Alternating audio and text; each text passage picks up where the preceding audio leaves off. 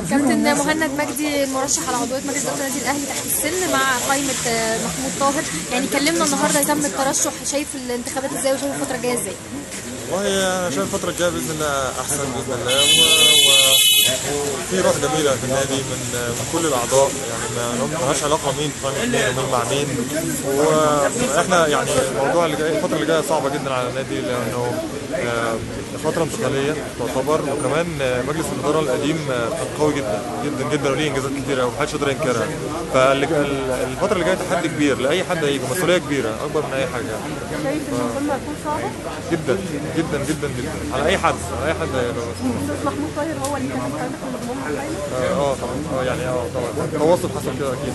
طيب يمكن سنك صغير وطبعا مارست رياضه فتره طويله. لسه بلعب. لسه بتلعب كمان، فيعني شايف ممكن تخدم ازاي اعضاء النادي الاهلي من المكان ده؟ والله انا يعني بخدم النادي بقالي 15 سنه في لعبتي، ما بعملش اي حاجه غير ان انا كنت يبقى يا في صاله الكاراتيه، في الجيم، يا في التراك، يا في المبنى الاجتماعي بذاكر، ما فيش حاجه ثانيه بعملها. فعندي خبره لا باس بها من خبرتي في النادي، باحتكاكي بالاعضاء كلهم وبالعاملين والامن وكل حاجه، بالاضافه يعني سفرياتي والحاجات اللي اتعلمتها من بره نحاول ننقلها. يعني موضوعكم عن الترشح، يمكن عدد قليل تم ترشحه، شايف ان الساعات القادمه ممكن تشهد ترشح قائمه ابراهيم معلم؟ اكيد طبعا، احنا لحد الساعه 6 معانا بقى في مفاجآت لحد اخر ربع ساعه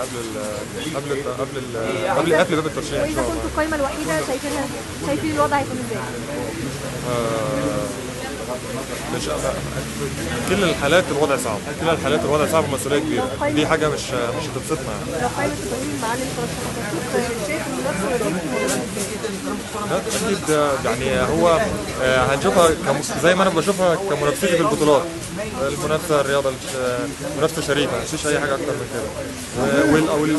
والناس الاصلح اللي هم اللي ان شاء الله ربنا يوفقهم، لان اعضاء الجمعيه العموميه او اعضاء النادي هنا ناس على وعي كبير فاهمين كويس. كلمه لمجلس اداره النادي الاهلي الحالي؟